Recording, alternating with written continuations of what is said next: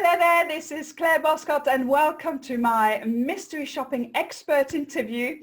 And today I am absolutely thrilled to welcome Mike Barr. Hello Mike, how are you? I'm well, thank you. Thanks for making the time for me today. Oh no, I mean, thank you. It was just, one of the, we've met 10 years ago now. You're one of the first person I met when I came to one of the mystery shopping professional association, our very, very first conference where we were. Do you remember where we were? That was 10 years ago. We were in Sardinia. Right. That's correct. That's correct. With no internet connection at a brand new Oakland hotel. That's right. That's the one. Yes, absolutely. That's not quite what I remember from that conference, but yes, it was us also. And ever since, I mean, so Mike, tell us a little bit, how did you get into mystery shopping? Because you are one of the founder of mystery shopping, isn't it? So I'm told that's correct. How did you get to do that? Tell us a little bit about your story. Well, I was in the restaurant business for 15 years. I owned some of my own restaurants. I worked for some of the more significant chains in the United States, one being Chi-Chi's. And I have about zero tolerance for inefficiency as far as the service experience is concerned. I was very proud of the fact that I was responsible for the company's training stores.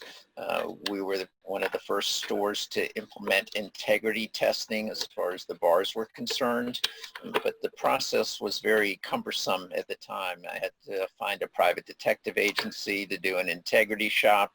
The person who came in told me that I couldn't tell employees that we were doing these integrity tests because I remember this distinctly, that I wanted to fire people to make a lesson known rather than, from my perception, I wanted to establish the perception of control and make them think twice before they gave away drinks to customers.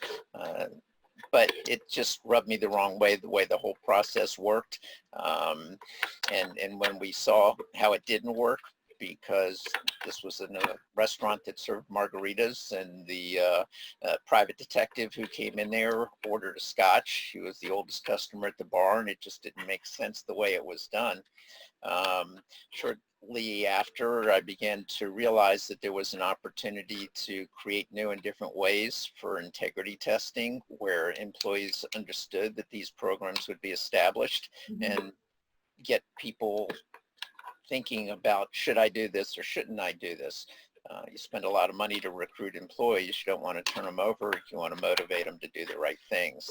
That, in conjunction with the fact that when I visited my restaurants that I was responsible for, I would go to the managers and ask them to introduce customers that they knew.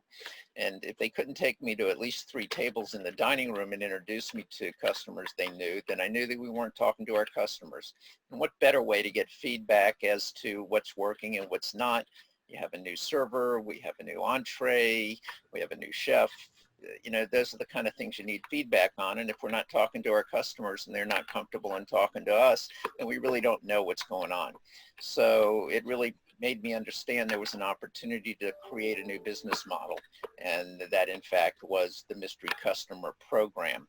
I did make a recommendation of this to corporate, and they did implement a program, but they would never change out the evaluators. And they told me it was none of my business how the program ran, yet here I was one of the people who recommended that they put this together. It just didn't make sense. So for me, it was only logical to go out and create my own opportunity in terms of doing this. It's really easy to be critical of other things. It's another thing to go out and do it in a positive, subjective way that we allow people to understand what the options are in taking care of their customers. Absolutely. And when was that then, Mike? When did you start? 1986, 87. So we officially founded the company in 1987 with $10 for some business cards and a used IBM Selectric typewriter that my wife had. There were no computers then. So yeah, that's how we got started, in the basement of our house. Wow, that's just incredible. It's just really, it is amazing, isn't it? Just thinking about it, how things have moved, I guess, from when you started to how we do things now in terms of the apps, the system that we have to do the mystery shop, the dashboards that we offer our clients, and all that kind of things have just moved tremendously, hasn't it, over the years? Yeah, back then it was everything was done by mail. So, you know, hey, where's your shopper report? Hey, I put it in the mail. Well, it hasn't come for 2 weeks. You know, so and everything was kept on a chalkboard and behind our backs, and that's how we kept track of who was scheduled for what. And it was quite interesting. So after we had 9 people in the basement of our home, we decided it was time to move to a real office, and we did, and it's continued to grow ever since then. Excellent. Wow, this is just amazing. And now you are, so Bar International, that's, you know, obviously what you've got on your nice polo shirt here, is a global organization now. You have offices all around the world, haven't you? That's correct. We have started in the year 2000 in Belgium with our first hospitality client that was European based, that was part of the Hilton chain. And then as they sent me around the world to visit their other hotels, to Egypt, to Turkey, to Singapore, Hong Kong, UK, I realized that in fact there was an opportunity to do what we had been doing in the US and other places around the world. And while there were some other companies in existence in these other parts of the world, we felt that our methodology, our reputation would make a significant difference for us. So we began to interview and identify key people for us, those that were involved in hospitality programs ideally, because those were the most complicated, who came on board and worked with us in terms of setting up these offices in these other countries around the world. Yeah, I mean, a huge investment in terms of business development as well, which again have grown, you know, over the years. That's it's amazing. It's really amazing. So, Mike, tell me a little bit. You know, how do you see? What do you see? Where is the mystery shopping industry at the moment? I mean, you're also on the board of the Global Mystery Shopping Association. You talk to a lot of businesses, a lot of people, and with that pandemic who's just happened, what are things doing? So where are you based, and you know, how do you see the industry going? It's challenged. I think that's the key word at this point in time, paramount to any others. We've been dealing with this, unfortunately, since January, because we have an office in Shanghai. So that's where all this began, in China, and then it's evolved around the world. So we've seen it progress around the world. Fortunately, our China market is beginning to rebound because they have done an amazing job of controlling it.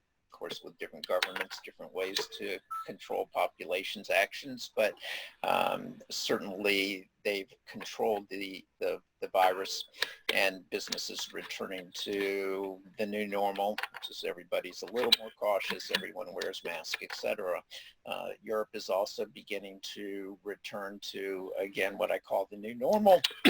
Again, travel certainly impacted, and until travel returns to the degree that it once was, so many businesses, restaurants, hotels in particular, are significantly impacted. But all the other support businesses for that as well also feel the impact.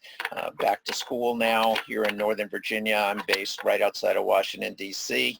It's really a disaster is the best way I can describe it, and because of the inconsistency of the leadership from our government as it relates to mandating masks or not, mandating that things loosen up before things are ready to loosen up. It's impacted schools, so kids aren't going back to school, colleges aren't reopening, all the businesses that certainly feed off people returning to college, they're not feeling the boost that they always do this time of year. All the retailers with back to school purchasing, they're not feeling the boost that they do this time of year.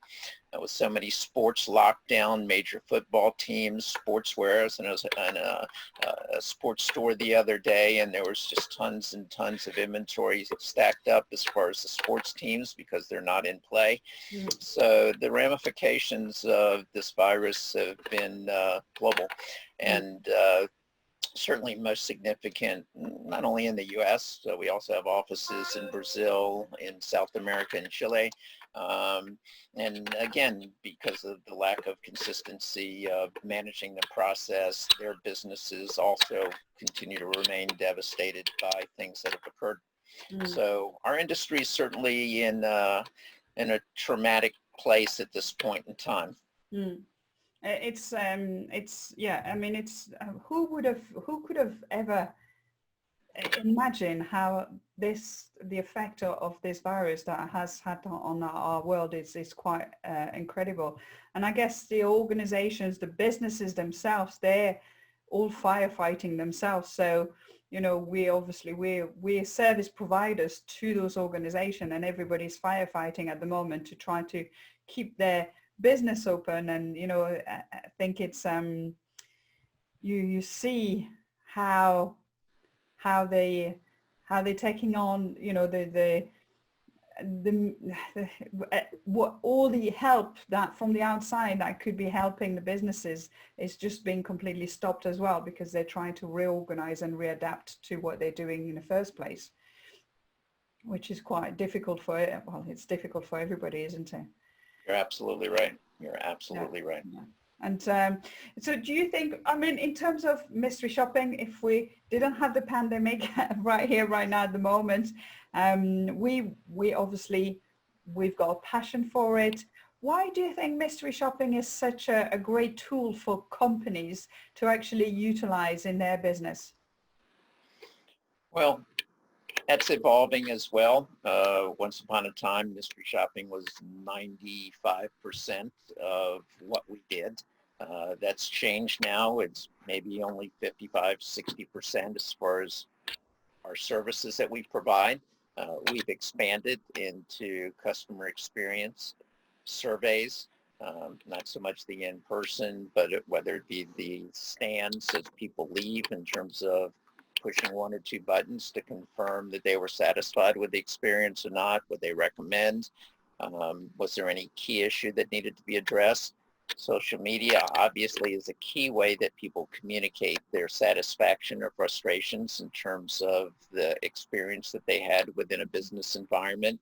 So data mining, data scraping is really key and significant as far as our business now, more so than ever before. Training, online mobile training is services that we've never offered prior to this time, because we felt it was a conflict of interest. How can I go into the front desk of a hotel and say that the clerk wasn't efficient or effective in what they did? Oh, I can train to that result to change that and then come back and say they didn't score well. So what we've done is move to a mobile training model where employees are challenged on a daily basis to continue to reinforce their knowledge of what they need to do. And it's simple, it's fun. Everybody's on their phone 24/7, so it's just kind of normal. And it really does reinforce the key points as far as the mission and values of a company, as far as the key points that they need to know about a new product or anything similar in that regard. Consultancy as far as the best method of feedback. Audits are really significant for us at this point in time. A lot of companies are looking to validate that standards are being met that they've established for their chain models, such as gas and oil stations. This would be a fine example at this point of a client that is committed to ensuring that certain standards are maintained. So again, audits continue to play a key part to making sure that people are doing the things that need to be done. So that's really where our business has evolved to, a lot more services, a lot more components that as technology changes, we can provide that feedback that they need to know the pulse of their business with some instantaneousness. Yeah, I mean, it is so, you know, it is so important that it really, when you start realizing how much can be done and how much data and information can be given to the organization to have them, and those tools that just so crucial, isn't it, to deliver that amazing customer service. It's not just about one tool, although with, you know, I still love the mystery shopping part of it, but I think it needs to be a real approach, a comprehensive approach of of different method and tools to make sure that they are looking and overlooking and understanding everything in their company, where from understanding their customers to actually how they deliver things. You're absolutely right. Yeah. And Mike, let's just go back to that app, because we had a presentation about the app and I kind of completely fell in love with it. So what is it called? Reply Pro. Right. Okay. And so how, because you can really, I mean, when we looked at how the presentation was done, it was really a very simple, very fun, like you said, but on the same time, everything is bespoke to the training is really bespoke to each of the clients, isn't it? Oh, you're referring to MobiTrain. Yeah, MobiTrain, right. Okay, yes, that's the MobiTrain that I thought about. I couldn't remember the name, sorry. Yes, it's amazing, and it does work. You know, we've seen it support so many of our clients' alternative initiatives, and especially on the fly, it's really easy to help employees refocus on, you know, as retail stores have slimmed down their inventories in many cases. You know, what are the features and benefits, mostly the benefits of the products that they're selling that make people want to make that purchase. And it's quick and easy to communicate it. And let's face it, people only want to be exposed so long a period of time.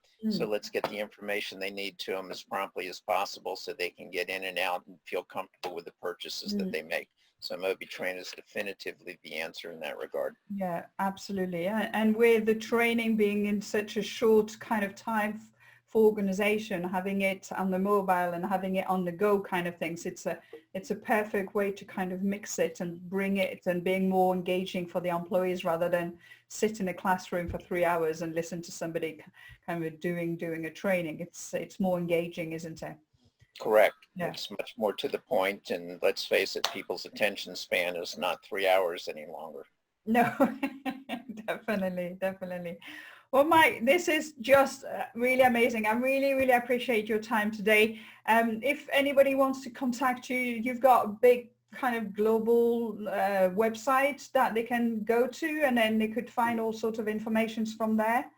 Yeah, thanks for mentioning that. www.bareinternational.com. Okay. And we have people around the world who are willing to share thoughts, ideas, and support as you desire. Okay, and you also you'll be looking for mystery shoppers as well and all that kind of thing. So you've got, you know, the business side, but you're also always recruiting people as well, and you're training them as well. You've got a big training program for your shoppers, aren't you? Exactly. Yes, we do. Thanks for mentioning that as well.